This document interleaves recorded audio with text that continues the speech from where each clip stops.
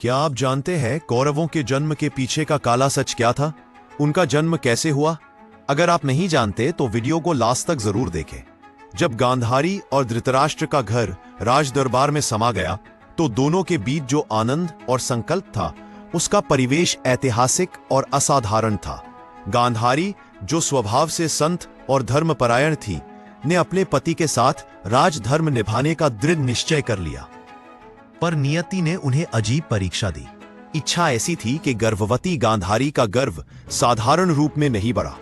इतिहास ग्रंथों और लोक कथाओं में मिलता है कि वह दीर्घ काल तक गर्भवती रही। कुछ कथाएं कहती हैं कि 2 वर्ष से भी अधिक समय तक उनका गर्भ स्थिर रहा।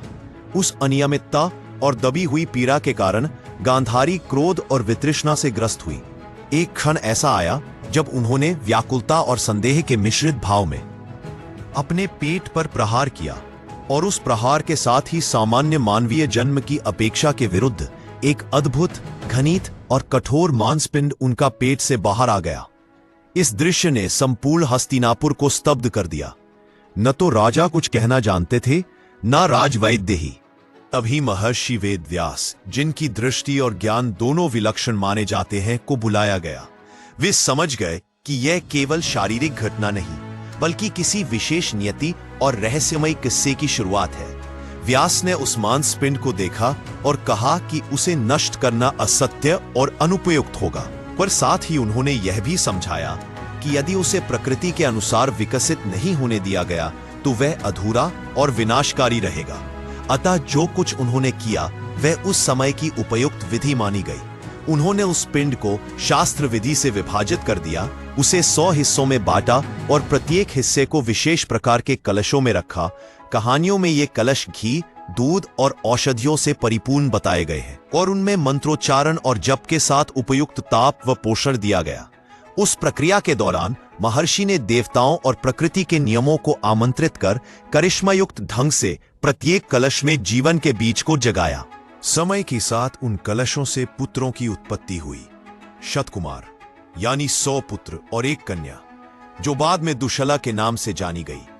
ये सारे पुत्र काफी एक समान उम्र और रूप रहे, किंतु उनकी प्रकृति, स्वभाव और किस्मत अलग अलग थी। सबसे पहला और प्रधान पुत्र दुर्योधन के नाम से उठा। इतिहास और लोक कथानुक्रम में उसे सर्वाधिक महत्व मिला, क्योंकि वही अंत तक कुर्वियों के नेतृत्व का स्वरूप बना। दुर्योधन का उदय कुछ शास्त्रों में ऐसे संकेतों के साथ वर्णित है कि उसके जन्म से असामान्य ध्वनियां और अशुभ संकेत सुनाई दिए। कुछ कहते हैं कि राजमहल में गधों का रेंकना हुआ, पक्षियों ने विचित्र स्वर निकाले और अन्य अंधेरा छा गया। इन्हें एक प्रकार के अशुभ शगुन के रूप में देखा गया। इसके अलावा महाभारत के विभिन्न संस्करणों में यह भी वर्णित है कि कौरवों का पराक्रम और उनकी दोषयुक्त प्रवृत्ति जन्म से ही कुछ हद तक निर्धारित थी, क्योंकि उनका आरंभ और विकास एक असामान्य, अनौपचारिक परिस्थिति में हुआ था। इसी कथा के साथ यह भी जुड़ा है कि शतकुमारों में से कुछ नाम आज भी प्रसिद्ध है। दुर्योधन, दुशासन, विजय और अन्य कई। और उनकी बहन दुशाला की भूमिका भी महत्वपूर्ण रहती है, क्योंकि इससे उस कुल का नारी पक्ष भी संलग्न दिखता है।